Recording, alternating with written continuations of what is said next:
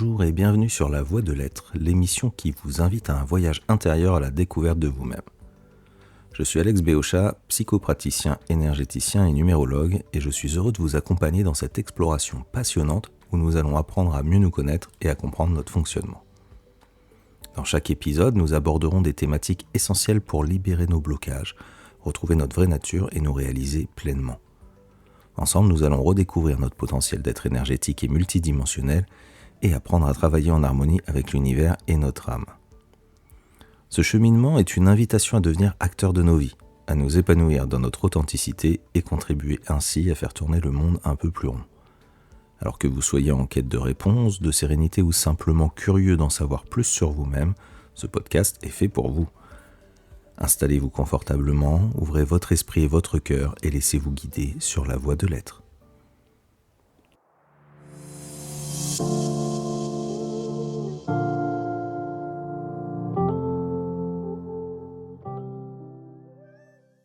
Bonjour à toutes et à tous et bienvenue dans ce nouvel épisode de La Voie de l'Être. Alors aujourd'hui c'est un épisode un petit peu spécial puisque c'est le dernier de cette première saison avant une pause estivale. Et pour conclure cette belle première aventure, cette belle première saison du podcast de La Voie de l'Être, j'avais envie de vous inviter à plonger avec moi dans un sujet aussi essentiel qu'invisible, la conscience.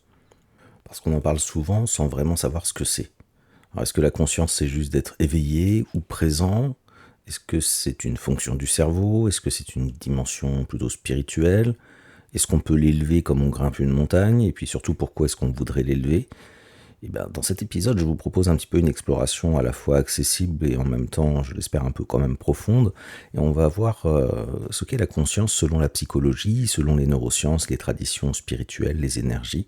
On va essayer de clarifier la différence entre la conscience, le conscient, mais aussi avec l'âme.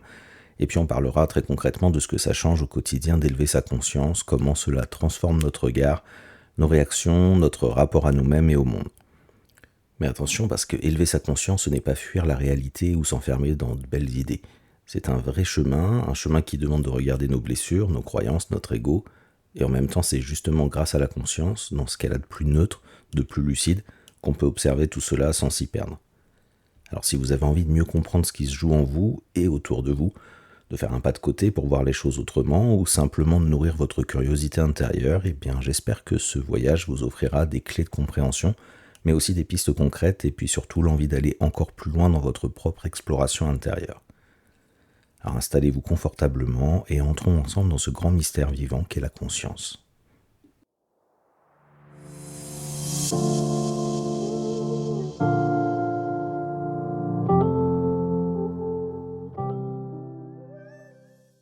Alors la conscience, c'est un mot qu'on utilise souvent, mais qui, en fait, si on s'y arrête vraiment, va nous ouvrir une porte immense sur le mystère de ce que nous sommes. Parce que la conscience, c'est au fond ce qui rend possible toute notre expérience humaine. C'est ce qui vous permet, ici et maintenant, d'entendre ces mots que je prononce, de ressentir peut-être des émotions, de vous poser des questions, de vous souvenir d'un moment passé ou de vous projeter dans un avenir. C'est la toile de fond de tout ce que vous vivez. Mais dès qu'on cherche à comprendre ce qu'est réellement la conscience, eh bien les réponses vont varier énormément parce que tout cela va dépendre du regard qu'on porte. Celui des neurosciences, de la psychologie, de la philosophie ou encore de la spiritualité. Et chacun de ces regards va apporter une facette différente d'un même diamant, la conscience. Alors pour commencer à appréhender un petit peu le mystère de la conscience, imaginez que vous ayez une lampe torche dans une pièce obscure. Et là où va se poser la lumière, c'est votre attention immédiate, ce dont vous êtes conscient ici et maintenant.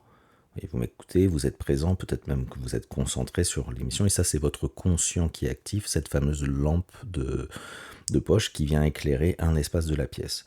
Mais tout autour de ce faisceau lumineux, il y a tout le reste de la pièce qui reste dans l'ombre, et dans cette ombre va se trouver par exemple vos souvenirs oubliés, vos automatismes, vos émotions refoulées, vos pensées silencieuses.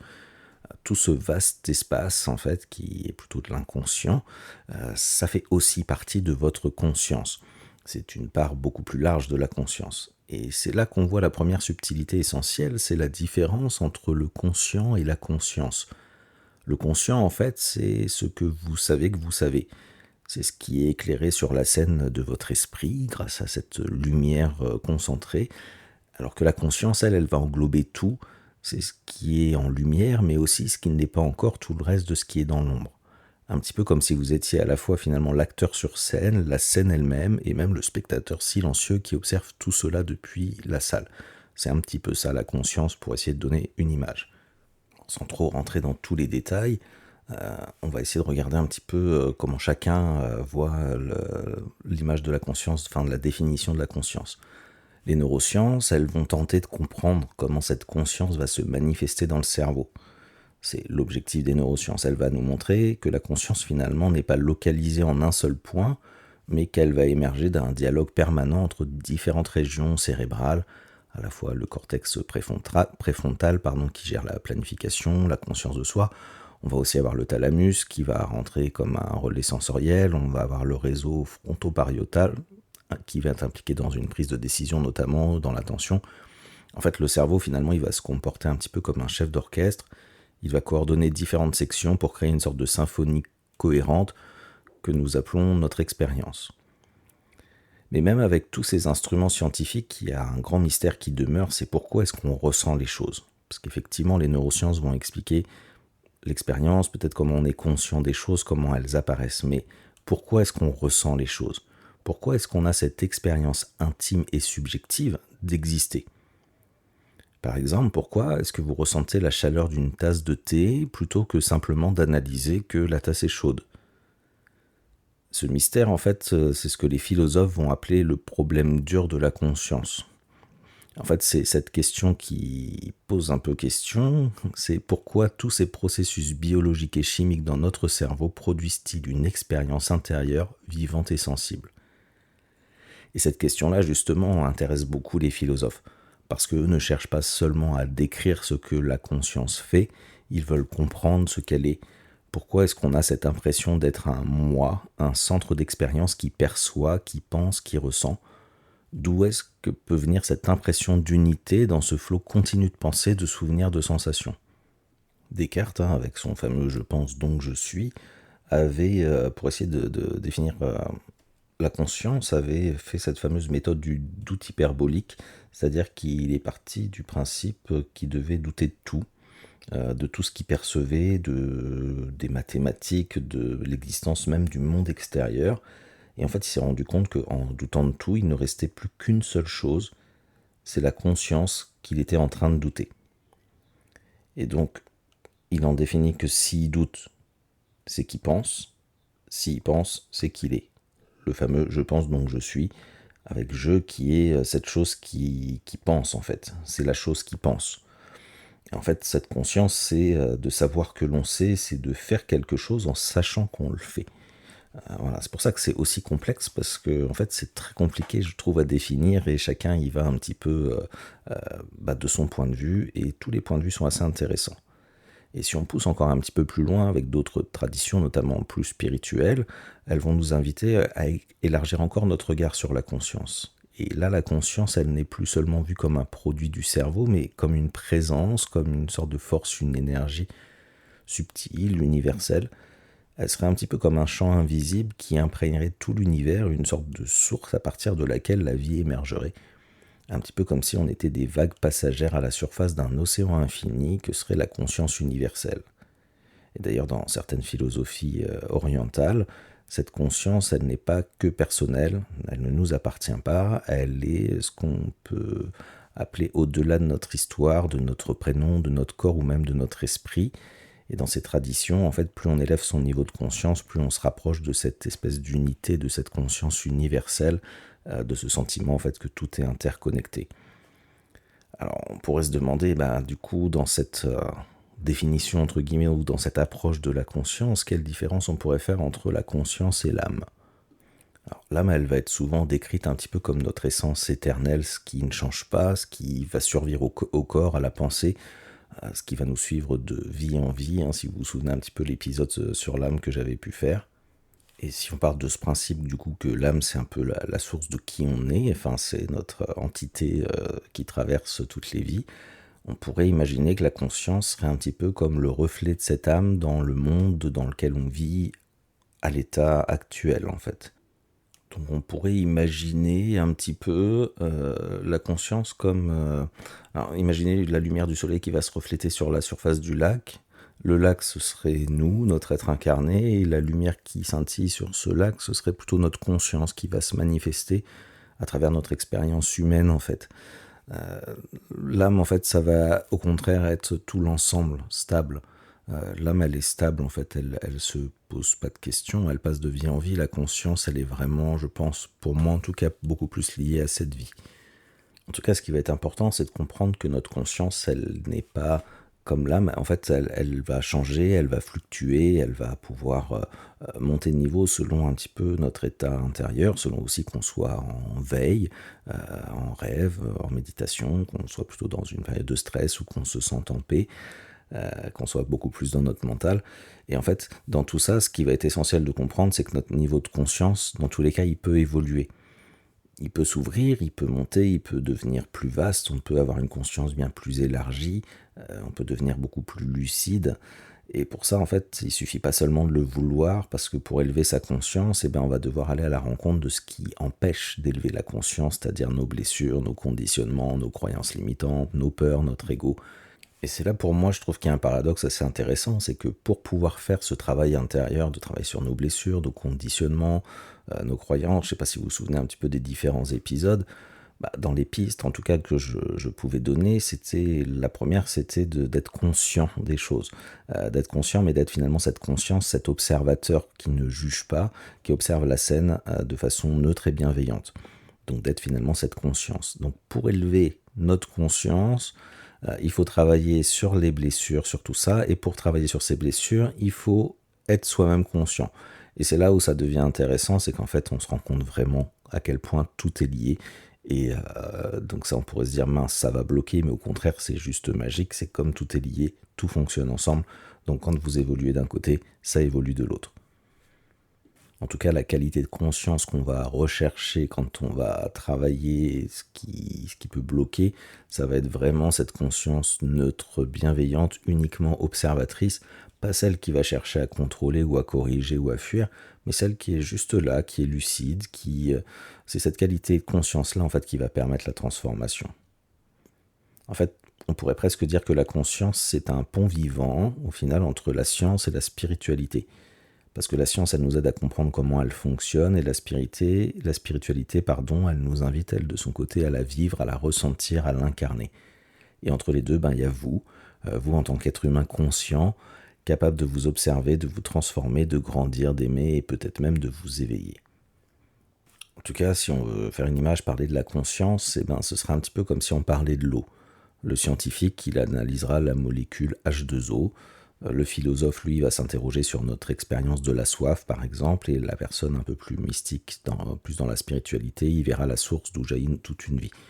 En fait, vous voyez qu'en fonction du cadre dans lequel on se place, que ce soit plutôt neuroscientifique, philosophique, psychologique aussi, spirituel, et ben chacun va nous offrir une pièce du puzzle. Euh, et la conscience, c'est un petit peu tout ça, et je pense que c'est pour ça que tout le monde quelque part apporte son édifice à la conscience, et qu'en même temps ça reste un grand mystère parce que justement ça reste complexe. Et que peut-être tout le monde ne parle pas exactement de la même conscience. Alors même si cette conscience elle n'est pas si facile que ça à définir, en tout cas de façon très claire, eh bien en fait l'idée c'est de réfléchir à quoi elle nous sert concrètement dans la vie de tous les jours. Imaginez un instant qu'on fonctionne uniquement en mode automatique. Vous savez, un petit peu comme une voiture autonome qui va détecter les obstacles, qui va freiner au feu rouge, qui s'arrête devant les piétons. Tout est programmé, tout roule, nickel. Mais du coup, est-ce que réellement ça, on peut appeler ça vivre? Est-ce que c'est ça, exister pleinement? Eh bien, la conscience, c'est justement ce qui va nous sortir de ce pilote automatique. Chaque jour, en fait, il y a des tonnes de pensées qui traversent notre esprit, des émotions qui montent en nous, des habitudes qui vont nous diriger. Et souvent, tout ça, ça défile sans même qu'on soit vraiment présent et qu'on soit vraiment conscient en fait des choses. Un petit peu comme les vieux logiciels qui tournent en arrière-plan sans qu'on y prête attention. Voilà, je vous invite à écouter ou à réécouter l'épisode sur l'inconscient pour comprendre de quoi on parle. Mais en fait, au moment précis où je prends conscience des choses, alors quelque chose de fondamental va commencer à changer. Je deviens l'observateur.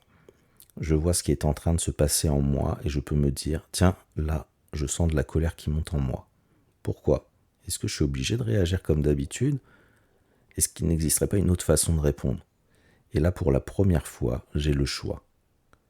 Et c'est ça, en fait, l'un des grands pouvoirs de la conscience. Elle nous offre la liberté de choisir notre réponse plutôt que de subir notre réaction automatique. C'est pas si facile que ça, bien évidemment. On pourrait comparer en fait la conscience à la passerelle la plus haute d'un navire. Vous savez, le bateau va avancer, les moteurs tournent, la mer peut être calme ou elle peut être agitée, mais en fait sur la passerelle il y a le capitaine. Et le capitaine c'est nous en fait, du moins en tout cas quand on est présent à nous-mêmes.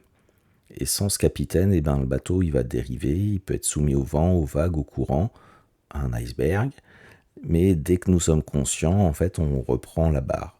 On peut alors ajuster la trajectoire, décider où on veut aller, même si les vents soufflent fort, même si la mer est capricieuse, en fait on reste maître de la direction. Et c'est aussi grâce à cette présence consciente qu'on apprend. Prenez par exemple un enfant qui va toucher une casserole brûlante. La douleur est immédiate, c'est réflexe, mais ce n'est pas la douleur elle-même qui lui permet d'apprendre. C'est le fait d'en prendre conscience, et il va relier l'action à sa conséquence. Et c'est à cet instant en fait que l'expérience devient l'enseignement. Et sans conscience, il n'y aurait qu'une suite de stimuli et de réactions, un peu comme un simple programme informatique action-réaction. Mais avec la conscience, en fait, ça va transformer l'erreur en leçon, le vécu en apprentissage. C'est elle qui nous permet d'évoluer, de nous ajuster, de devenir chaque jour un peu plus sage. D'où l'importance en fait de vraiment travailler sa conscience pour pouvoir l'élever. C'est ce qui va favoriser les expériences, les transformer en tout cas en apprentissage pour permettre notre propre évolution. Et puis la conscience, elle ne va pas non plus se limiter à observer nos réactions, parce qu'elle est aussi ce qui nous permet de donner du sens à notre histoire. Imaginez que votre vie soit un petit peu comme un immense puzzle. Chaque pièce va représenter un événement, une rencontre, un succès, un échec, une perte, une joie. Et sans conscience, ces pièces restent éparpillées, sans lien apparent. Et lorsqu'on les regarde avec attention, on commence à voir un dessin qui se forme. On réalise que cette difficulté qui nous a poussé à chercher un nouveau chemin, que cette rupture nous a permis de rencontrer une personne essentielle à notre vie, que cette souffrance a ouvert en nous une compréhension nouvelle. Le sens, en fait, c'est la carte que la conscience va dessiner sur le territoire de notre existence. C'est là où, en fait, les neuroscientifiques interviennent vraiment pour nous expliquer comment ça fonctionne. Et cette carte, en fait, elle nous permet de comprendre où nous en sommes et parfois même où nous souhaitons aller. Mais la conscience ne se limite pas à nous-mêmes. Parce qu'en fait, c'est aussi elle qui nous relie aux autres, au monde et parfois même à quelque chose de plus vaste que nous. Quand je regarde par exemple le ciel étoilé, il y a soudain comme un élargissement intérieur. Quand j'écoute une musique qui me touche, quand je ressens de l'amour, de la gratitude, un sourire, une main tendue, en fait ça dépasse le simple fonctionnement mental. Il se passe quelque chose d'autre. La conscience, elle ouvre quelque part une porte vers l'émerveillement. C'est elle qui nous permet de goûter à la beauté d'un lever de soleil, de sentir la douceur du vent sur notre peau, de percevoir la magie de l'instant présent. Et parfois, au-delà de tout ça, elle nous offre aussi cette sensation étrange et profonde d'être lié à quelque chose de plus grand que nous. Alors certains vont parler de l'univers, d'autres de Dieu, d'autres encore du grand mystère de la vie. En fait, peu importe le nom qu'on va lui donner, cette sensation d'être relié, c'est le fruit de la conscience. Et après, il y a encore une autre dimension essentielle, c'est que la conscience va agir un peu comme un pont entre notre inconscient et notre partie consciente. D'un côté, il y a tout ce qui est enfoui en nous, nos peurs anciennes, nos croyances limitantes, nos blessures passées, nos automatismes, donc notre inconscient, et de l'autre côté, il y a ce à quoi nous sommes présents ici et maintenant. Et en fait, la conscience, elle va agir un petit peu comme une lumière qu'on va tenir dans l'obscurité, et au fil du temps, on va éclairer certaines zones qui étaient dans l'ombre, en faisant remonter à la surface des éléments dont on n'avait pas forcément conscience au départ. Et ce travail, c'est ce qu'on appelle parfois faire un travail sur soi. En gros, mettre de la lumière sur ce qui jusque-là agissait dans l'ombre. C'est là que la conscience, ça devient un véritable levier de transformation personnelle, parce que si on prend un exemple assez simple, à chaque fois que quelqu'un me critique, je me mets systématiquement sur la défensive. Ça va être mon réflexe inconscient, ça va être mon programme qui fonctionne en arrière-plan. C'est devenu en fait une habitude, presque une seconde nature. Mais un jour, je le remarque, j'observe avec ma conscience, j'en prends conscience. Et à partir de là, je peux respirer différemment, observer cette impulsion qui monte en moi, et peut-être, du coup, à force, faire un choix différent, répondre autrement, avec plus de calme, avec plus d'ouverture, En tout cas, c'est ainsi que peu à peu, la conscience va nous libérer de nos automatismes et nous permettre de ne plus être prisonniers de notre passé, de nos vieux schémas, de nos réflexes conditionnés. Et parfois, la conscience, elle va s'élargir encore plus. Elle va devenir l'espace à partir duquel vont surgir nos intuitions, nos élans créatifs, ces moments un petit peu de flow où tout semble s'harmoniser sans effort. Côté très agréable. L'artiste, par exemple, qui va peindre sans réfléchir, le musicien qui improvise, le chercheur qui a soudain une illumination. En fait, tous ces instants-là où la conscience va être élargie, va vraiment peut-être capter des choses différentes, des choses qui vont venir nous traverser, quelque chose de plus grand que notre petit moi mental, en fait. Alors oui, la conscience au quotidien, c'est tout ça. C'est observer ce qui se passe en soi, c'est choisir au lieu de réagir, c'est apprendre de chaque expérience, c'est donner du sens à notre histoire, c'est se relier au monde, aux autres et parfois même à l'infini, c'est éveiller notre créativité, laisser jaillir notre intuition, et surtout c'est transformer peu à peu nos automatismes en devenir plus libres. La conscience, c'est pas un luxe spirituel qui est réservé à quelques initiés, c'est vraiment un outil vital pour exister pleinement. Et sans elle, d'ailleurs, on est comme un bateau sans capitaine à la dérive. Avec elle, par contre, on va devenir co-créateur de notre propre vie. Alors, maintenant qu'on a vu à quoi nous sert la conscience dans notre vie quotidienne, ce qu'elle peut nous apporter, je vous propose qu'on essaie d'aller un peu plus loin, parce que la conscience, comme je le disais tout à l'heure, c'est pas une chose qui est figée. C'est un petit peu comme un escalier avec plusieurs étages, et chaque niveau va nous offrir une perspective qui va être différente à la fois sur nous-mêmes, sur le monde, et même parfois sur quelque chose de beaucoup plus vaste que ça. On va donc parler un petit peu là des différents niveaux de conscience. Et en fait, on va les explorer selon vous allez vous rendre compte, selon les approches, ça va être légèrement différent. Si on regarde les niveaux de conscience selon la psychologie et les neurosciences, en fait, au quotidien, on va évoluer sur plusieurs niveaux de conscience. D'abord, il va y avoir ce qu'on peut appeler la conscience, on va dire, ordinaire. C'est la base, c'est je suis éveillé, je perçois mon environnement, je parle, j'écoute, je bouge, je vois les couleurs, j'entends les sons. Ça, c'est la conscience du quotidien, c'est celle qui nous permet de traverser la rue, de conduire, de travailler, d'échanger avec les autres. Alors, en conscience un minimum en tout cas, parce qu'il y a effectivement des programmes automatiques. Et ensuite, un petit peu plus haut, il y a la conscience de soi. Voilà, là je fais plus seulement attention à ce qui se passe autour de moi, je réalise que j'ai un monde intérieur. Je sais que je pense, je sais que je ressens. Et ça, c'est quand je me dis, tiens, je suis stressé en ce moment, pourquoi? Là, c'est la conscience qui agit, je prends du recul sur mes émotions, je m'observe un petit peu de l'extérieur. Et puis encore un cran au-dessus, il y a ce qu'on pourrait appeler la métacognition, la capacité de penser sur ses propres pensées.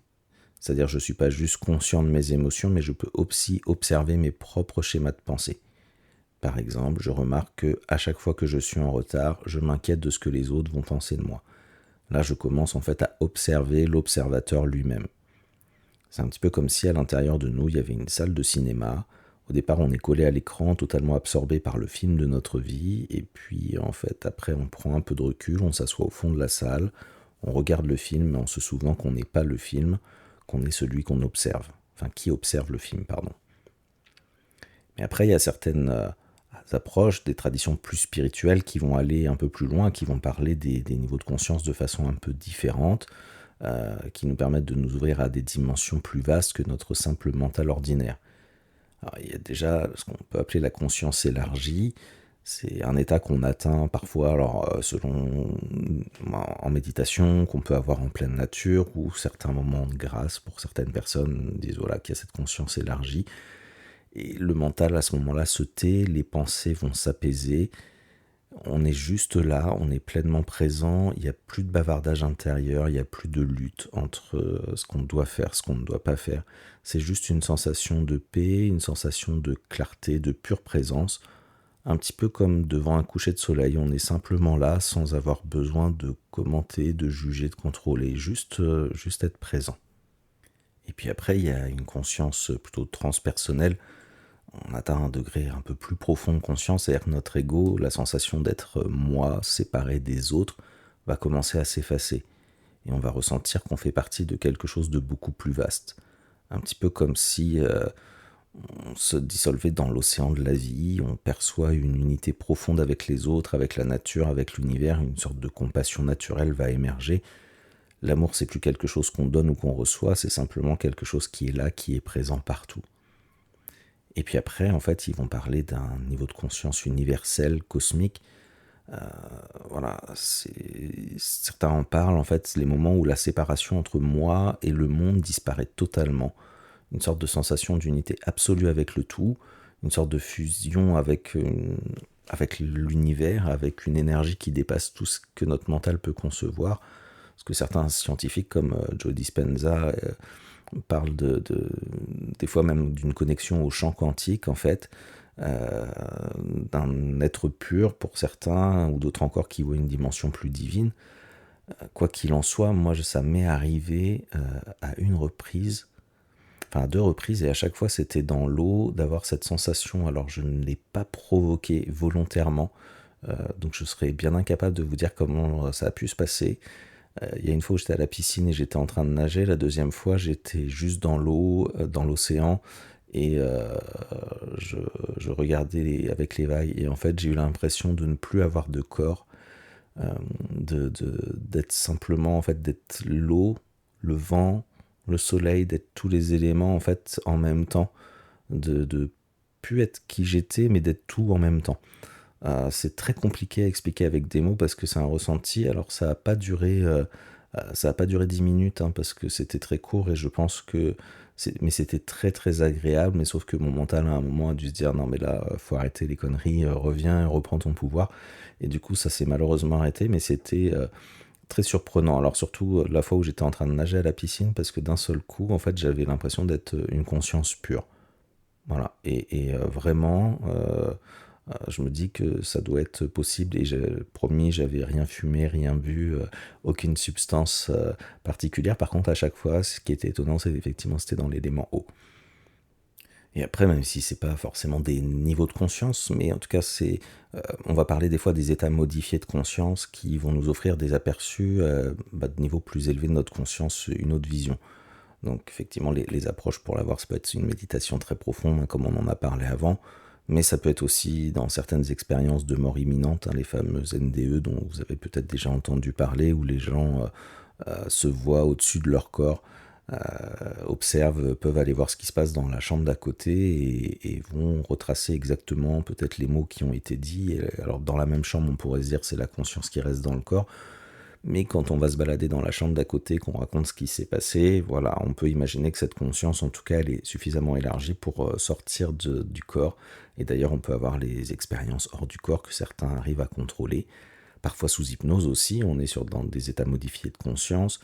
Et puis, certains psychédéliques, dans un cadre thérapeutique sécurisé, bien évidemment, vont permettre aussi d'avoir temporairement ces états-là. En gros, c'est un peu comme des fenêtres ouvertes qui vont nous montrer que la conscience est capable d'explorer des territoires qui sont bien au-delà de tout ce qu'on peut croire. Donc, pour résumer, on pourrait dire que les niveaux de conscience vont former une sorte de continuum, c'est-à-dire qu'on va avoir l'inconscient automatique, hein, nos habitudes, nos réflexes, nos automatismes qui font, donc l'inconscient, je le rappelle, fait partie de la conscience. Après, la conscience un petit peu ordinaire, hein, je suis présent, j'interagis. La conscience de soi, j'observe mes pensées, mes émotions. La métacognition, j'observe l'observateur. Et puis après, on a la conscience élargie, je vais goûter à une présence pure. Puis la conscience transpersonnelle, hein, je me sens complètement faisant partie intégrante du tout. Et la conscience universelle, où je fusionne avec le tout. Et le plus beau, en fait, c'est qu'on peut tous, à notre rythme, apprendre à monter ces marches de l'élévation de la conscience par la pratique, en utilisant la pleine conscience, la méditation, mais aussi par le travail intérieur, ou tout simplement en cultivant l'observation bienveillante de ce qui se passe en nous. La conscience, en fait, c'est un voyage sans fin, vers toujours plus de profondeur, de paix, d'unité. Alors je dis profondeur, mais en fait, pas dans le sens de descendre dans les profondeurs, parce que finalement, il s'agit de s'élever, mais d'aller chercher dans l'authenticité le plus vrai possible. Alors, on vient de voir, hein, il y a plusieurs niveaux de conscience. Et en fait, on pourrait se dire, mais ça sert à quoi en fait de chercher à élever sa conscience? Pourquoi est-ce qu'on doit s'en préoccuper? Pourquoi est-ce qu'il faudrait y accorder autant d'importance dans nos vies qui sont déjà bien remplies de plein de choses à faire? La réponse, quelque part, elle est simple, c'est qu'en élevant notre conscience, on change tout. Et quand je dis tout, je parle de notre manière de penser, de notre manière de ressentir, de décider, d'aimer, d'agir, et peut-être même quelque part de transformer ce qui nous entoure. Parce qu'élever son niveau de conscience, c'est bien plus qu'un simple concept spirituel ou philosophique. En fait, c'est une démarche profondément concrète qui transforme la manière dont on vit chaque jour. Imaginez un phare. Plus il va être haut, plus il éclaire loin. Et c'est exactement ça, élever sa conscience. C'est grimper en haut de son propre phare intérieur. Quand on est en bas, on voit à peine 2 pas devant soi. On avance un peu à tâtons, on réagit à ce qui surgit, un petit peu à l'aveugle, mais dès qu'on va commencer à prendre de la hauteur, là, il y a une carte qui se dessine, une carte beaucoup plus large. On va distinguer les courants, on va distinguer les récifs, les terres à éviter, et surtout, on peut choisir sa direction. On n'est plus juste ballotté, on pilote. Dans notre quotidien, pourtant, on va fonctionner souvent en mode automatique, un petit peu comme une chanson qu'on aurait entendue 1000 fois. Elle démarre toute seule, on la fredonne sans y penser. Et nos pensées s'enchaînent sans qu'on les choisisse, nos émotions prennent les commandes, et on se retrouve à répéter les mêmes réactions encore et encore et encore. Et ces réactions, forcément, elles viennent du passé. Et un passé qu'on n'a parfois jamais vraiment questionné. Ça peut être les blessures anciennes, les croyances qu'on a reçues comme des vérités, ou alors des habitudes qui sont devenues invisibles à force de les répéter. Souvenez-vous de ce dont on avait parlé dans les différents épisodes. Sauf que voilà, quand la conscience s'élève, quelque chose va commencer à changer. Ce qui avant était un réflexe va devenir un choix. On commence à remarquer, tiens, je suis en train de m'énerver. Est-ce que j'ai envie de continuer comme ça ? Ou encore, tiens, pourquoi cette remarque, elle me touche ? Est-ce que ça parle vraiment de moi ? Ou est-ce que c'est quelque chose de plus ancien en moi qui est touché ? Un petit peu comme si à l'intérieur, il y avait une petite lumière qui s'allumait, une présence, une voix douce mais lucide qui nous invite à ne plus réagir par défaut. Et ça, c'est une liberté qui est immense, une liberté intérieure. Moins de chaînes, moins de prison mentale, on va commencer à sentir qu'on peut respirer au lieu d'exploser, sourire au lieu de s'énerver, se taire au lieu de se défendre, parler vrai au lieu de chercher à plaire. Et petit à petit, en fait, on sort du rôle de la marionnette qui est tirée par les fils de nos peurs, et on devient le marionnettiste. Alors pas pour tout contrôler, mais pour choisir, pour ressentir sans se noyer dans tout ce flot émotionnel, pour penser sans se perdre.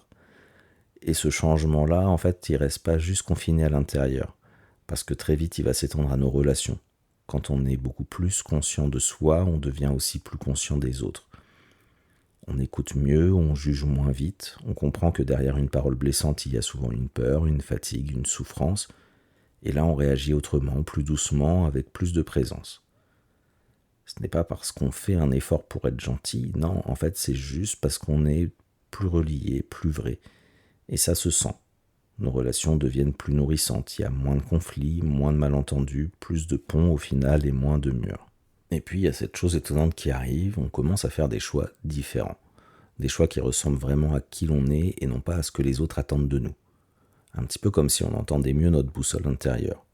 On va agir parce que c'est juste pour nous, parce que c'est ça qui résonne, et non pas parce qu'on a peur ou pas parce qu'on n'agit pas parce qu'on veut être aimé, mais simplement parce que ça a du sens pour nous.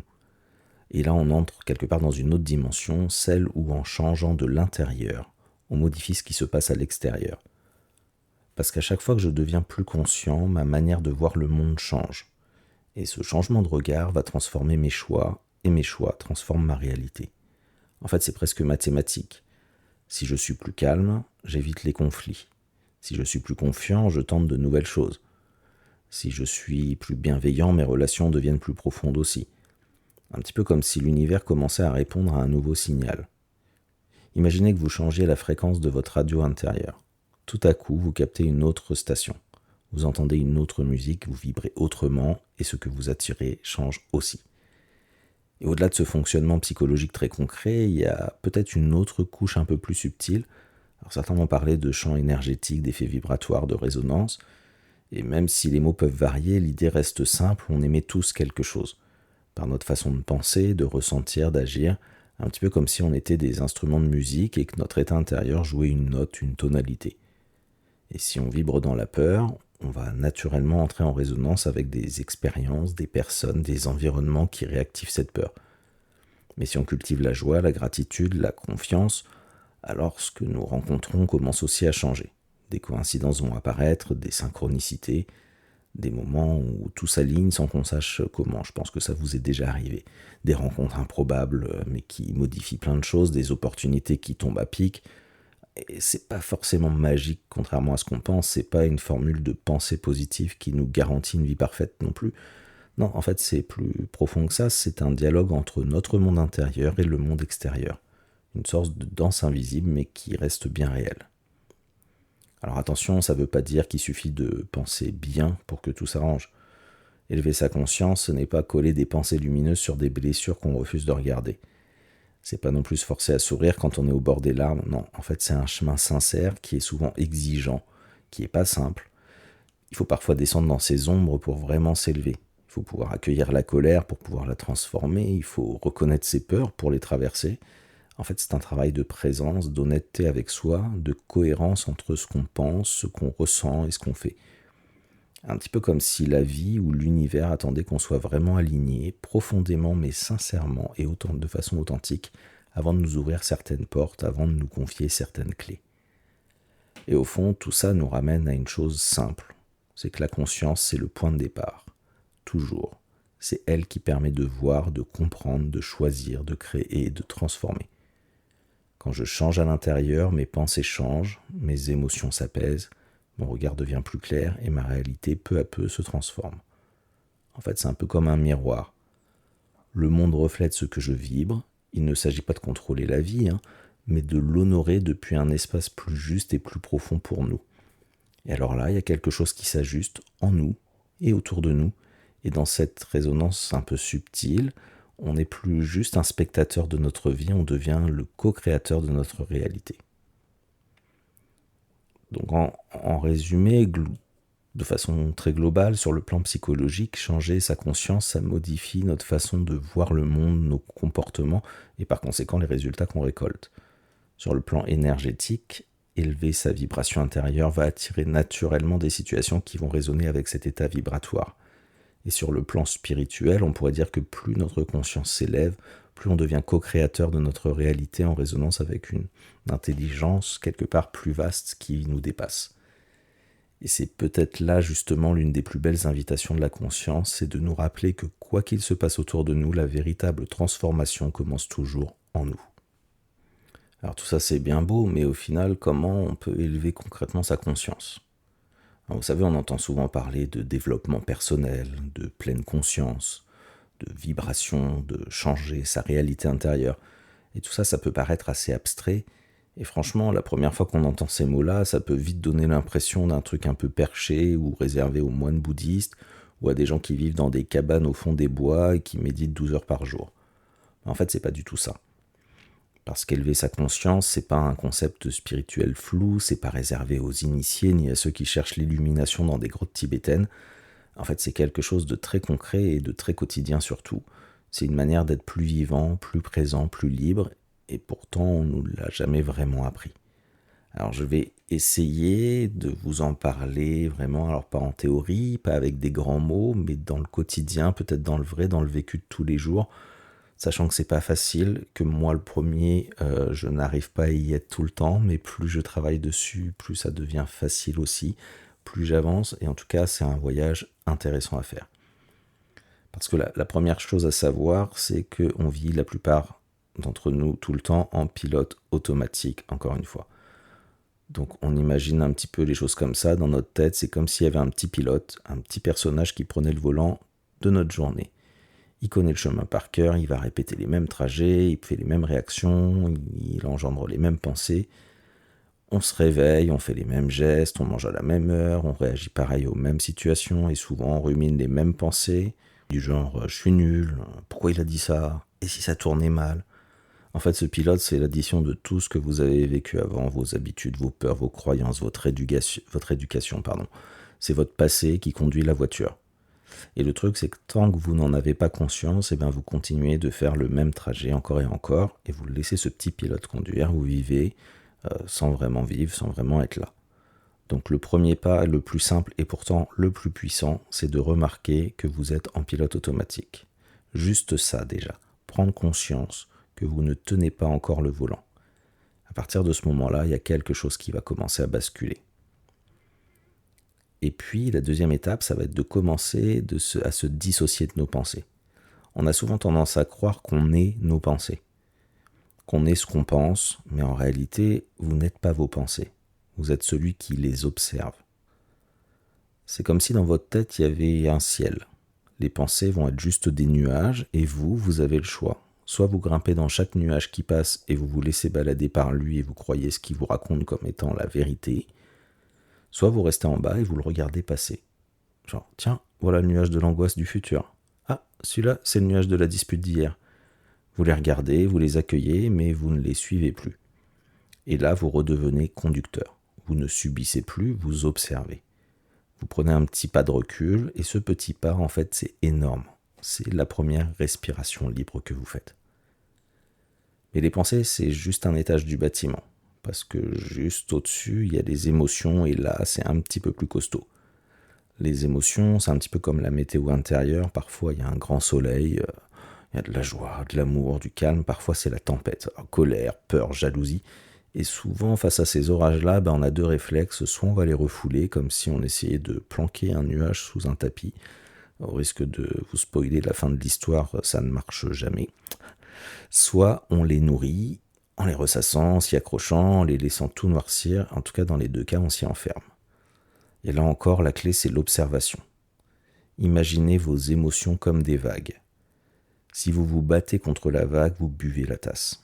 Si vous la laissez vous submerger sans réagir, vous vous noyez.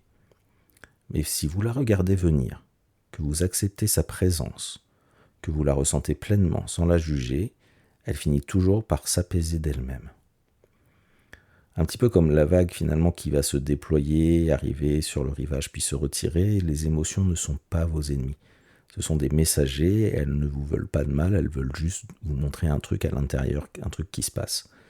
Je vous invite à réécouter l'épisode sur les émotions si vous l'avez pas, ou à l'écouter si vous ne l'avez pas écouté. Et qu'en tout cas, quand vous commencez à comprendre ça, à vivre vraiment, vous pouvez passer à l'étape suivante, c'est-à-dire choisir ce que vous voulez cultiver en vous. Parce que oui, on peut changer notre climat intérieur. On peut chaque jour arroser les graines qui nous élèvent. Et là, en fait, c'est comme dans un jardin, si on laisse pousser la peur, l'inquiétude, la colère, c'est comme si on laissait les mauvaises herbes envahir tout le terrain. Mais si on décide chaque matin de planter des graines de joie, de gratitude, de douceur, notre jardin intérieur va commencer à changer. Il va devenir un espace paisible, fertile, vivant. Et ça se fait avec des gestes tout simples. Par exemple, au réveil, on peut prendre 30 secondes pour penser à 3 choses pour lesquelles on se sent reconnaissant. On peut fermer les yeux et revoir un moment de bonheur pour le revivre dans notre corps. On peut dire merci à la vie, au soleil, au sourire de quelqu'un, au café chaud dans la tasse. Ce sont des pratiques minuscules, mais qui, cumulées chaque jour, vont venir transformer progressivement tout notre état intérieur. Et au cœur de tout ça, en fait, il y a un secret tout simple mais immense, c'est l'instant présent. Quand on vit souvent entre deux fantômes, le passé et le futur, donc le passé avec ses regrets, ses blessures, ses histoires qui tournent en boucle, et le futur avec ses peurs, ses scénarios catastrophes, et ses et si ça, et si cela. Et pendant qu'on voyage là-dedans, on rate le seul endroit où la vie est vraiment, c'est-à-dire ici et maintenant, en ce moment. Le présent, en fait, c'est comme un banc au bord d'un torrent agité. Lui, il est là, tranquille, il attend. Et plus on apprend à y revenir, à sentir la respiration, à écouter les sons autour de soi, à marcher en conscience, plus on agrandit l'espace en soi. Et plus on apprend à habiter pleinement l'instant, à ressentir ses sensations, à observer la vie sans vouloir toujours tout analyser, plus notre conscience va s'élargir. On peut par exemple respirer en conscience en sentant l'air entrer et sortir. On peut aussi marcher lentement en ressentant chaque pas, chaque contact avec le sol. On peut écouter les sons autour de soi sans juger, simplement en prendre conscience. On peut s'autoriser des moments de silence total aussi. Et à ce moment-là, magie. Notre climat intérieur change. Notre façon de percevoir le monde change. Et du coup, nos relations changent. Nos décisions changent. Un peu comme un miroir, l'extérieur va changer. Et notre réalité, en fait, va commencer doucement à se transformer. Alors, certes, pas toujours comme on pourrait l'attendre, mais en tout cas toujours dans la bonne direction. Elle finit petit à petit par s'aligner avec ce qu'on rayonne en nous. C'est un peu ce que les chercheurs, les enseignants, les praticiens vont appeler parfois changer sa signature énergétique ou élever sa fréquence. Voilà, nos énergies vont devenir du coup un aimant et on va attirer à soi ce qu'on aimait. Alors oui, c'est un chemin, ce n'est pas un objectif. Il n'y a pas de fin. Il y a des hauts, il y a des bas, il y a des bosses, il y a des virages. C'est pas facile tout le temps. Des fois, on n'y arrive pas. Il faut pouvoir prendre du recul pour pouvoir rentrer là-dedans. Mais en tout cas, plus vous avancez, plus vous devenez libre. Moins réactif, plus aligné. Vous passez de subir à créer. Vous passez de la réaction à la création. Du conditionnement à la liberté intérieure. Et ça, c'est élever sa conscience. Et puis vous savez, élever sa conscience, c'est pas juste une idée spirituelle ou une mode, hein. C'est un petit peu comme allumer la lumière dans une pièce dans laquelle on vivait dans la pénombre depuis toujours. Et ben, on se cogne moins, on y voit plus clair, on retrouve des objets qu'on avait perdus, on comprend mieux ce qui nous entoure et surtout ce qui se passe à l'intérieur de nous. Mais pour élever cette conscience, on en a parlé tout à l'heure dans le paradoxe, il faut aussi aller voir ce qui l'empêche de s'élever et là, on entre dans le cœur du travail. Nos blessures, nos croyances, nos peurs, nos égos. Un peu comme si on voulait faire remonter un ballon vers le ciel, mais qu'il est accroché au sol par plein de cordes invisibles. Et bien, ces cordes, ce sont nos histoires passées, nos jugements, nos schémas répétitifs. Et pour que le ballon monte, il va falloir les voir dans un premier temps, puis les détacher une par une. Alors attention, pour voir les cordes, il faut une chose essentielle, il faut ce regard en nous qui ne juge pas, cette conscience, qui ne rejette pas cette conscience, qui ne se perd pas non plus dans le drame, en fait, cette conscience dont on parle depuis le début. Ce regard, c'est cette conscience observatrice, c'est ce point fixe, calme, au centre de tout ce tumulte, un petit peu comme avoir ce phare intérieur allumé en soi. Quand tout est flou, quand les vagues sont hautes, lui, ce phare, il va rester là, présent, clair. Il fait rien, absolument rien à part observer, à part éclairer tout. Mais du coup, ça change tout. Parce que c'est seulement quand on se place dans ce regard neutre, bienveillant, lucide, qu'on peut vraiment commencer à transformer les choses. Sinon, on reste identifié à nos blessures, à nos pensées, à notre histoire, comme on le fait depuis toujours. On tourne en rond dans le même film. Mais quand on prend ce petit pas de recul, quand on devient le spectateur plutôt que l'acteur automatique, alors on ouvre une porte, celle de la liberté intérieure. Donc oui, élever sa conscience, c'est aussi faire un travail intérieur. Mais c'est un cercle vertueux parce que, encore une fois, plus on élève sa conscience, plus on peut travailler en profondeur, et plus on travaille en profondeur, plus notre conscience peut s'élever. C'est un mouvement vivant, un petit peu comme une spirale qui nous ramène peu à peu vers ce que nous sommes vraiment, au-delà des masques, au-delà des blessures, au-delà des rôles. Et à partir de là, tout commence à changer. Alors, pas d'un coup, mais en tout cas en profondeur. Et puis parfois, pour élever sa conscience, il y a une autre porte, une porte plus mystérieuse. C'est quand la conscience, au lieu de juste s'éveiller un peu, s'ouvre en grand. Quand on change de fréquence, comme si on tournait le bouton d'une radio et qu'on captait une autre station. Et bien ces moments-là, on arrive parfois à les atteindre dans ce qu'on appelle les états modifiés de conscience, dont on a déjà parlé un tout petit peu tout à l'heure. Ils peuvent arriver, donc comme on l'a dit, en méditation profonde, dans un rêve lucide, à travers une transe aussi, chamanique par exemple, lors de certains soins énergétiques, ou même dans certains contextes thérapeutiques avec des plantes ou des molécules particulières. Et c'est ce qui se passe à ces moments-là, c'est que le mental se tait, il se calme, il se met en veille. C'est un peu comme si soudain le narrateur intérieur faisait une pause. Le jeu se met en sourdine, et derrière quelque chose d'autre peut enfin apparaître. Et là, c'est comme si la pièce dans laquelle on pensait vivre s'avérait soudain posséder des portes secrètes et des fenêtres cachées. C'est plus seulement qu'elle s'éclaire comme tout à l'heure, c'est qu'en fait, en plus, elle s'agrandit. Il y a un espace qui s'ouvre, immense, qui est vibrant, qui est presque intemporel. On n'est plus quelqu'un quelque part à un moment donné. On n'est plus une personne vraiment dans un corps, on devient juste pure conscience. Un petit peu comme l'expérience que j'ai vécue malgré moi, entre guillemets, 2 fois, comme je vous parlais tout à l'heure. Mais attention, parce que ces expériences ne sont pas des jeux de curiosité. Elles peuvent être profondément transformatrices, mais elles peuvent être aussi très déstabilisantes si elles ne sont pas encadrées ou préparées avec soin. Donc ne vous amusez pas à faire tout et n'importe quoi non plus, ça peut très vite être compliqué si vous n'êtes pas accompagné. Voilà, c'est juste un avertissement, voilà, c'est pour vous permettre de vivre les choses le mieux possible. Après, comme si on décidait de plonger en apnée dans les profondeurs de l'océan intérieur, si on est préparé, accompagné avec une certaine forme de discernement, on peut effectivement découvrir des paysages insoupçonnés.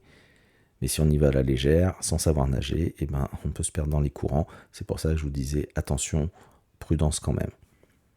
C'est pourquoi toutes ces pratiques, en fait, elles demanderont toujours un minimum de respect, de la prudence et de l'humilité.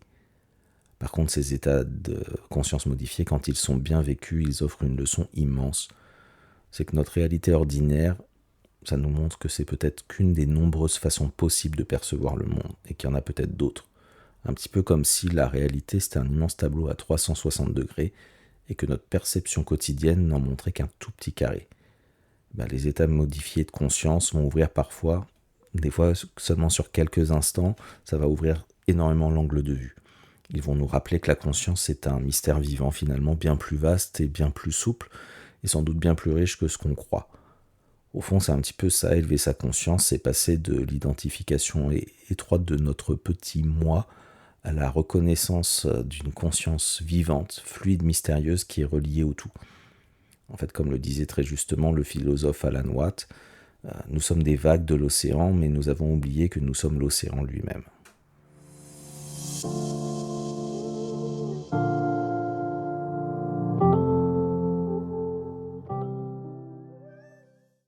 Et voilà, on arrive doucement à la fin de cet épisode, mais aussi à la fin de cette première saison de La Voix de l'Être.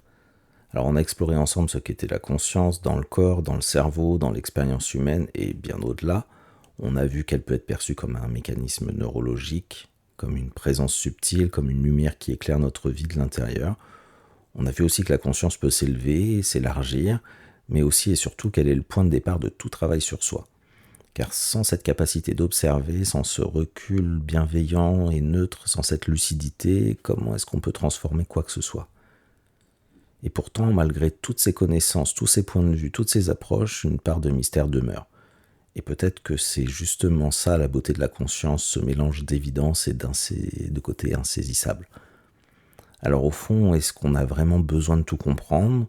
Ou est-ce qu'on peut simplement apprendre à être là, un peu plus présent, un peu plus relié, un peu plus vivant ? Alors plutôt que de chercher à comprendre tout de la conscience, peut-être que le plus important, ça va être de l'habiter pleinement. Car en fin de compte, c'est pas tant ce que vous savez sur la conscience qui va changer votre vie, mais surtout ce que vous allez en faire. En tout cas, merci du fond du cœur pour votre écoute et votre présence tout au long de cet épisode, et de façon plus large tout au long de cette première saison de La Voix de l'Être.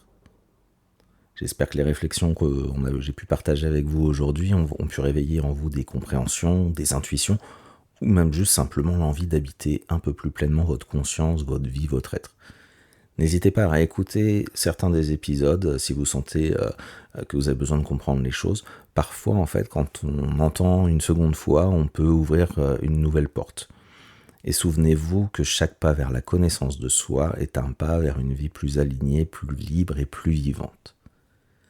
Si cet épisode vous a plu, je vous invite à le liker, à vous abonner et à le partager autour de vous. C'est grâce à vous, grâce à vos likes, grâce à vos échanges, à vos abonnements, que le podcast peut continuer à grandir et à toucher d'autres personnes qui seraient en chemin. En tout cas, comme toujours, je vous encourage à garder votre libre arbitre, à ne retenir que ce qui résonne avec vous, parce que je ne prétends encore une fois détenir aucune vérité absolue, je vous partage simplement ce que j'ai appris, expérimenté et des clés de compréhension en espérant qu'elles vous seront utiles. Et si vous ressentez le besoin d'aller plus loin, de mieux comprendre votre fonctionnement, de traverser une période de transformation, ou simplement même de redonner du sens à ce que vous vivez, je vous invite à visiter mon site www.antares, donc ANTARES-thérapie.fr. Vous y trouverez toutes les informations sur mes accompagnements, que ce soit en cabinet ou en visio, ainsi que la possibilité de prendre rendez-vous directement en ligne. Je vous souhaite un été doux, nourrissant, vibrant et peut-être même un peu plus conscient. La Voix de l'Être revient en septembre pour une nouvelle saison. D'ici là, prenez soin de vous. Et si vous avez des sujets que vous aimeriez voir abordés, n'hésitez pas à me les suggérer. À très bientôt.